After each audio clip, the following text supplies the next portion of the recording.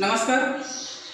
पिछले वीडियो में हमने संधि के अंतर्गत स्वर संधि पढ़ा और आज के वीडियो में हम संधि का दूसरा प्रकार व्यंजन संधि के बारे में अध्ययन करेंगे। व्यंजन संधि नाम से ही स्पष्ट है।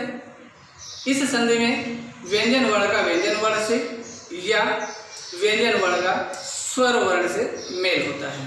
तो चलिए हम देखते हैं व्यंजन संधि। व्यंजन धन स्वर, जैसा कि आप जानते हो संधि में वर्णों का मेल होता है।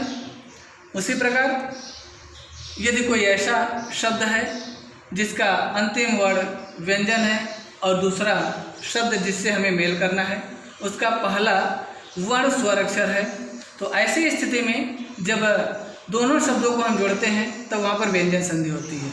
या पहले शब्द का अंतिम अक्षर स्वर अक्षर हो और दूसरे शब्द का पहला अक्षर या वर्ण व्यंजन हो, इस प्रकार दोनों शब्दों को हम मेल करें तो व्यंजन संधि होती है। या पहले शब्द का अंतिम अक्षर व्यंजन और दूसरे शब्द का पहला अक्षर व्यंजन हो, तब ऐसे दो शब्दों के मेल से व्यंजन संधि होती है।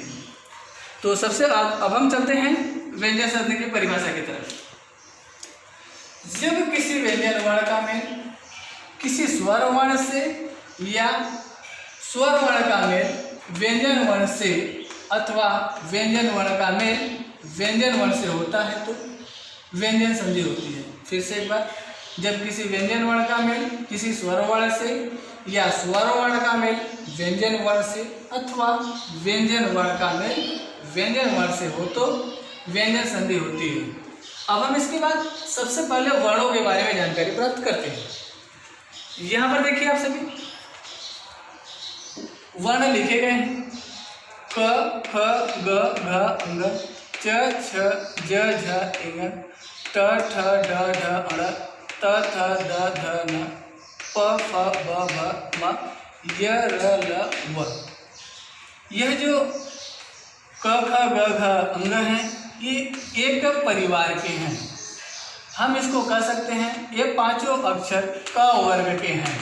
उसी प्रकार ये पांचों अक्षर च वर्ग के, उसी प्रकार ये पांचों अक्षर ट वर्ग के, उसी तरह ये पांचों अक्षर त वर्ग के और ये पांचों अक्षर प वर्ग के हैं। और ये जो य र ल व यह अंतस्थ व्यंजन कहे जाते हैं। यह जो पहला अक्षर क है यह अपने वर्ग का या अपने परिवार का पहला वर्ण है। ख दूसरा वर्ण, ग तीसरा वर्ण, घ चौथा वर्ण और अंग पांचवा वर्ण है।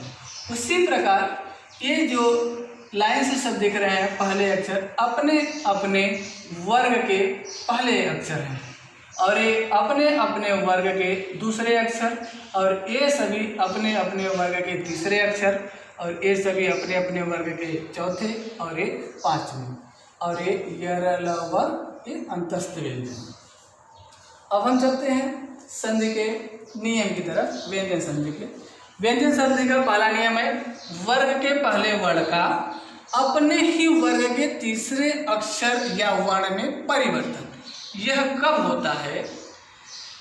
यदि वर्ग के पहले वर्ण या अक्षर का मेल किसी स्वर वर्ण से अथवा तीसरे वर्ण से या चौथे वर्ण से या किसी अंतस्थ व्यंजन से हो तो वह पहला वर्ण अपने ही वर्ग के तीसरे वर्ण में परिवर्तित हो जाता है। अब हम नियम से इसको समझते हैं। चलिए देखते हैं। नियम कहता है हमारा कि वर्ग का पहला अक्षर, वर्ग के पहले अक्षर कौन से हैं? ये पांचों क च ट त प। इसका मेल किससे हो? किसी स्वर अक्षर से या वर्ग का तीसरा अक्षर या वर्ग का चौथा अक्षर या कोई अंतस्थ व्यंजन, कोई अंतस्थ व्यंजन। जब इन सब का मेल होता है तो जो रिजल्ट हमें मिलता है वह रिजल्ट होता है उसी वर्ग का तीसरा अक्षर या वर्ण। अब हम इसको वर्णों के माध्यम से, संधि के माध्यम से समझते हैं। एक शब्द उदाहरण के लिए लिया हमने वाक, दूसरा शब्द लिया इस। नियम हमारा कहता है पहले शब्द के अंत में वर्ग का पहला अक्षर यानी इन पांचों में से कोई हो। तो देखिए यहाँ पर क है और नियम कहता है जिस शब्द से हमें मेल करना है उसका पहला अक्षर कोई स्वर, तीसरा, चौथा या अंतस्थ व्यंजन हो। तो यहाँ पे स्वर अक्षर है, जब मेल होगा तो उसी वर्ग का तीसरा वर्ण हो जाता है। मतलब यह क जो है अपने वर्ग के तीसरे अक्षर में परिवर्तित हो जाएगा। तो क वर्ग का तीसरा अक्षर ग है, यह क ग में परिवर्तित हो जाएगा और च ज में और ट ड में और त द में और प ब में परिवर्तित हो जाएगा नियम के हिसाब से या नियम के अनुसार। हम देखते हैं अब क अपने वर्ग के तीसरे अक्षर यानी ग में परिवर्तित हो जाएगा। तो क के जगह पे परिवर्तित करके मैं यहाँ पर ग लिख देता हूँ। धन के बाद जो दूसरा शब्द है वह ज्यों का त्यों लिखा जाएगा, उसमें किसी भी प्रकार का परिवर्तन नहीं होगा। वाक में से क को परिवर्तित करके ग लिख दिया तो यहाँ पर बस वा बचा। इस प्रकार हम इस सबका मेल करेंगे तो यह ई के पहले आधा व्यंजन है, हमने स्वर संधि में पढ़ा है, इसके साथ जुड़ जाएगा तो हो जाएगा वागीस। इस प्रकार वाक धन इस शब्द को हम जोड़ेंगे तो हो जाएगा वागीस। यहाँ पर देखिए व्यंजन, यहाँ पर स्वर, तो यह कौन सी संधि होगी? व्यंजन संधि होगी। दूसरा उदाहरण देखते हैं हम।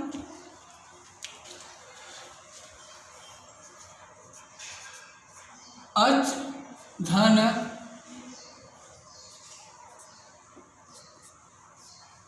अंत।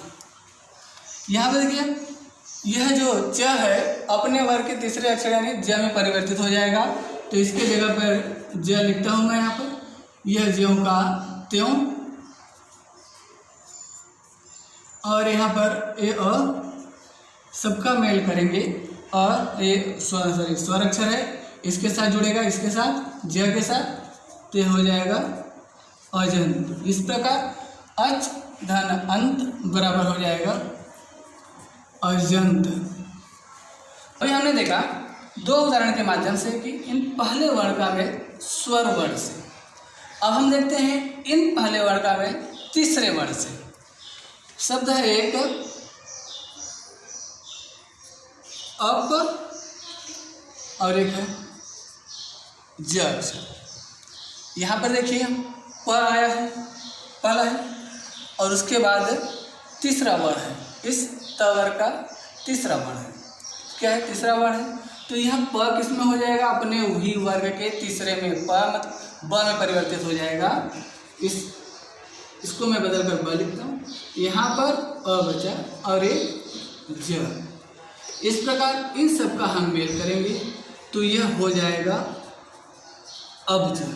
अब धन ज बराबर हो जाएगा अब्ज। हमने देखा ये तीसरे, इससे पहले वर्ण का मेल तीसरे वर्ण से। अब हम देखते हैं चौथे वर्ण से। एक शब्द है उत और दूसरा शब्द भव। ध्यान दीजिए यहाँ पर भी त है पहला वर्ण, इनमें से कोई एक हो तो त। और नियम हमारा कहता है कि किसी वर्ग का चौथा अक्षर हो। नियम बताया चौथा, इस प वर्ग का चौथा अक्षर व है। इस प्रकार जो यह त है अपने वर्ग के तीसरे अक्षर यानी द में परिवर्तित हो जाएगा। त की जगह पर मैं लिखता हूँ यहाँ पर बदलकर द। यह भाव ज्यों का त्यों रहेगा, इसके पहले ओ है तो ओ। इस प्रकार इन सब का मेल होगा तो हो जाएगा उद्भव। उत धन भाव बराबर हो जाएगा उद्भव। अब हम आगे चलते हैं। आगे तो पहले वर्ण का मेल अंतस्थ व्यंजन से देखते हैं। अंतस्थ व्यंजन से शब्द एक लिखेंगे उत धन योग। नियम हमारा कहता है कि पहला जो शब्द होगा उसके अंत में किसी भी वर्ग का पहला अक्षर हो, तो यहाँ पर त वर्ग का पहला अक्षर उत, और उसके बाद कोई भी अंतस्थ व्यंजन हो य र ल व में से, तो यहाँ पर यह है। इस प्रकार यह जो त है यह द में परिवर्तित हो जाएगा, त द में परिवर्तित हो जाएगा। यह जो दूसरा शब्द है ज्यों का त्यों रहेगा। ये इन सब का मेल हम करेंगे तो शब्द बनेगा परिवर्तित होकर उद्योग। देखिए यहाँ पर व्यंजन संधि है, व्यंजन व्यंजन वर्णों का मेल है यहाँ पर। इस प्रकार उत धन योग का हम मेल करेंगे तो हो जाएगा यह उद्योग। अब हम अगला नियम देखते हैं।